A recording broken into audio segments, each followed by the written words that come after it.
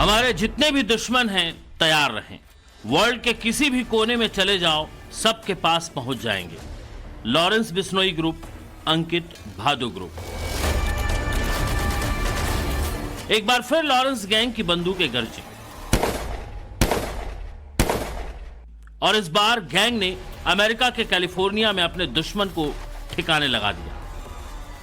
जाहिर है, जब तक कोई यह सोचता है कि जेल में बैठा लॉरेंस शांत होगा, कोई ना कोई कांड को यह गैंग अंजाम दे देती है।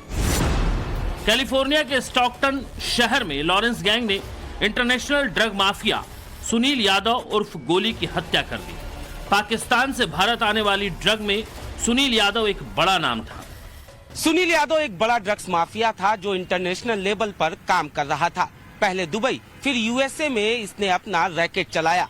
सुनील यादव के खिलाफ राजस्थान पुलिस ने रेड कॉर्नर नोटिस जारी करवा रखा था। हालांकि करीब 2 साल पहले सुनील यादव फर्जी पासपोर्ट पर यूएसए भाग गया था। दिल्ली से राहुल नाम से इसका फर्जी पासपोर्ट बना था। खास बात यह कि सुनील यादव पहले लॉरेंस गैंग से ही जुड़ा हुआ था और लॉरेंस के साथ साथ रोहित गोदारा का बेहद करीबी था। लेकिन लॉरेंस के धंधे में दोस्ती तो चलती है, धोखा नहीं चलता। यही वजह है कि लॉरेंस गैंग ने ड्रग माफिया सुनील यादव को टपका दिया और डंके की चोट पर इस हत्याकांड की जिम्मेदारी भी ली। रोहित गोदारा और गोल्डी बराड़ ने लिखा कि राम राम, जय श्री राम सभी भाइयों को। मैं रोहित गोदारा और गोल्डी बराड़, जो आज कैलिफोर्निया स्टॉकटन में मकान नंबर 6706 माउंट एल्बर्स भाई अमेरिका में जो सुनील यादव उर्फ गोलिया विरामखेड़ा अबोहर की हत्या हुई है, उसकी संपूर्ण जिम्मेवारी हम लेते हैं। इन्होंने पंजाब पुलिस से मिलकर हमारे सबसे प्यारे भाई अंकित भादु का एनकाउंटर करवाया था, जिसका बदला लिया है हमने। इतना ही नहीं, पोस्ट में यह भी लिखा कि जो भी लोग इसमें शामिल हैं, चाहे कोई भी हो, सबका हिसाब होगा। हैरानी इस बात की है कि इस पोस्ट में रोहित गोदारा और गोल्डी बराड़ ने यह भी कहा कि भाइयों, इन्होंने पूरा पंजाब, हरियाणा और राजस्थान के यूथ को नशे का आदी बनाया। ये पुलिस से मिलकर ड्रग्स बेचते हैं। इनके ऊपर गुजरात में 300 किलो के ड्रग्स का पर्चा है। जब सबको पता चला कि अंकित भादु भाई के एनकाउंटर में इनका हाथ है, तो ये मौत के डर से पुलिस की मदद से अमेरिका भाग गए और वहां पर जाकर हमारे भाइयों की मुखबिरी करने लग गए। ये लोगों से बोलते थे कि ग्रुप हमारा क्या बिगाड़ेगा। दरअसल ग्रुप ही लॉरेंस की ताकत है। ग्रुप के लिए लॉरेंस किसी भी हद तक जा सकता है। यही वजह है कि लॉरेंस और लॉरेंस का गैंग आज देश में सबसे ताकतवर गैंग के तौर पर अपनी पहचान बना चुका है। टाइम्स नाउ नवभारत के पास लॉरेंस का वो कबूलनामा है जिसमें उसने खुद के बारे में और अपनी गैंग के बारे में पुलिस कस्टडी के दौरान इकबालिया बयान दिया था। सुरक्षा कारणों की वजह से हम आपको कबूलनामे की कॉपी नहीं दिखा सकते, लेकिन लॉरेंस ने जो कहा था उसे जरूर बता सकते हैं। अपने कबूलनामे में लॉरेंस ने कहा था कि मैं करीब 10 साल से अपराध जगत की दुनिया में हूं। मुझ पर कई दर्जन मुकदमे हैं। मेरी गैंग का वर्चस्व राजस्थान, पंजाब, हरियाणा, दिल्ली, एनसीआर, गुजरात, उत्तर प्रदेश, उत्तराखंड, छत्तीसगढ़ सहित कई राज्यों में फैला है। मेरे गैंग के सक्रिय सदस्यों में करीब 300 से 350 सदस्य जेल में बंद हैं। जेल में बंद मेरी गैंग के सदस्यों में करीब 100 लड़के मेरे केसवार हैं। मैं अधिकतर वारदातों में सोनीपत, रोहतक, झज्जर, हिसार, भिवानी और दिल्ली के शूटर्स को काम देता हूं, क्योंकि यहां के लड़के दिलेर और विश्वसनीय होते हैं। लॉरेंस ने अपने कबूलनामे में यह भी बताया था कि कैसे वो अपनी गैंग के सदस्यों को काम देता है। लॉरेंस के मुताबिक लॉरेंस गैंग का सदस्य बनने के लिए लड़के खुद सोशल मीडिया या किसी सदस्य के जरिए संपर्क करके हमारे लिए काम करने तैयार होते हैं।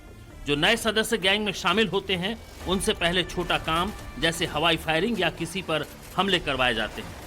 इस काम में जो परफेक्ट होता है उसे गैंग के बड़े कामों के लिए सिलेक्ट किया जाता है। फिर उसकी सारी जिम्मेदारी हमारी होती है, जैसे हथियार देने, पैसों का इंतजाम और फरारी काटने की व्यवस्था गैंग ही करती है। अपने कबूलनामे में लॉरेंस ने अपने जीवन का उद्देश्य भी बताया।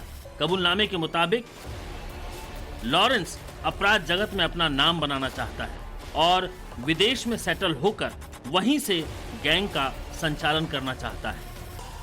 अपने कबूलनामे में लॉरेंस ने शादी न करने के पीछे जो वजह बताई वो वाकई हैरान करने वाली है। लॉरेंस ने बताया कि वो अपने गैंग और गैंग के साथियों की भावनाओं को आहत नहीं करना चाहता। वो जिस रास्ते पे चल पड़ा है वहाँ से मुश्किल आना उसके लिए भी मुश्किल है। अपने गैंग को ऊंचाइयों तक पहुँचाने के लिए वो शादी के बंधन में नहीं बनना चाहता। लॉरेंस किस हद तक अपनी गैंग के लिए समर्पित है, ये लॉरेंस के कबूलनामे से साफ जाहिर हो रहा है। लेकिन कबूलनामे की कहानी इतनी ही नहीं। लॉरेंस ने अपने कबूलनामे में हर वो बात साझा की जिसे लोग सिर्फ सोशल मीडिया या फिर दूसरे सोर्सेस से जान रहे थे। टाइम्स नाउ नवभारत आपको वो कहानियां बता रहा है जिसे लॉरेंस ने खुद कबूला है। लॉरेंस के कबूलनामे को सच माने तो उसकी सोशल मीडिया आईडी अंबाला का रहने वाला मनदीप चलाता था, जो फिलहाल डीएक्टिवेट है। लॉरेंस ने यह भी कबूला था कि वो अपने दोस्तों से संपर्क करने के लिए मोबाइल मिलने पर किसी भी नाम से फेसबुक आईडी बनाकर विदेश में बैठे अपने दोस्तों और भारत में जेल के अंदर और बाहर बैठे दोस्तों को मैसेज छोड़ देता था। संपर्क के आने के बाद वो अपनी आईडी डिलीट कर देता था। लॉरेंस ने यह भी बताया कि वो टेलीग्राम पर एक्टिव नहीं है, सिर्फ फेसबुक पर एक्टिव है। सोशल मीडिया को जिस तरह से लॉरेंस गैंग ने इस्तेमाल किया, शायद ही कोई दूसरा गैंगस्टर कर पाया। लेकिन इस चक्कर में लॉरेंस ने शूटर्स की ऐसी भीड़ इकट्ठा कर ली जो पब्लिसिटी और पैसे के लिए किसी भी वारदात को अंजाम देने में जरा भी संकोच नहीं कर रहे हैं। लेकिन आइडिया यही रहता है कि किसी फेमस फिगर को पकड़ो, उसको टारगेट करो। अभी सलमान के घर के ऊपर फायरिंग हुई, जब उस बैल्कनी में कोई भी नहीं था लेकिन फिर भी उसकी बहुत बड़ी खबर बनी और सलमान को मारने के लिए फायरिंग की गई। वो बिल्कुल ही टुच्चे किस्म के गुनहगार थे, नौसिखिए थे, पकड़े भी गए बहुत जल्दी। तो लेकिन आइडिया, गैंग को बड़ी प्रसिद्धि मिल गई उसमें कि देखिए सलमान के ऊपर अटैक हो गया। 12 अक्टूबर को बाबा सिद्दीकी हत्या मामले में मुंबई पुलिस फिलहाल 26 गिरफ्तारी कर चुकी है, लेकिन शूटर जिशान और शुभम लोंकर की गिरफ्तारी अभी बाकी है और मास्टरमाइंड तो विदेश में बैठे हैं।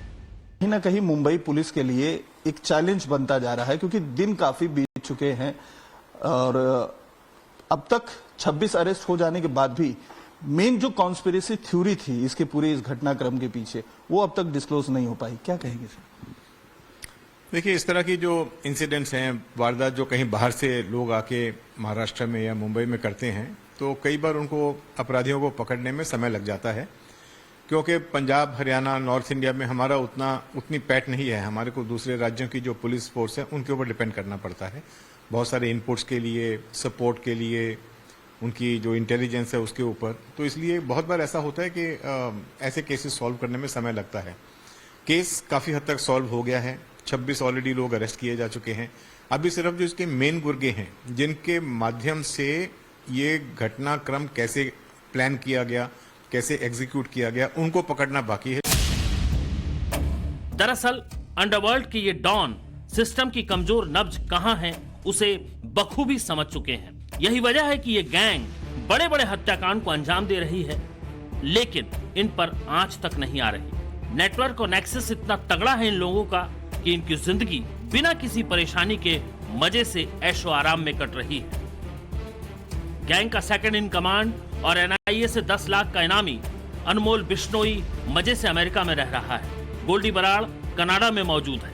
एक सहयोगी लखप्रीत लख कनाडा में ट्रांसपोर्ट का काम कर रहा है। मनीष भंडारी थाईलैंड में क्लब, होटल और रेस्टोरेंट चला रहा है।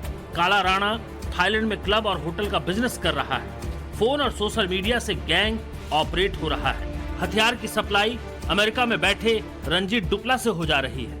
हथियारों की रही सही कसर खुर्जा बुलंदशहर के रहने वाले इमरान और मध्य प्रदेश का श्याम और गोगी गैंग के सदस्यों से भी हो रही है।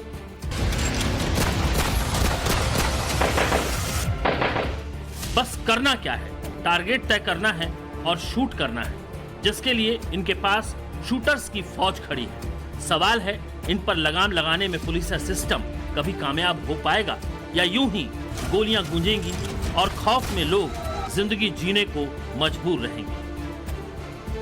ब्यूरो रिपोर्ट, टाइम्स नाउ, नव भारत।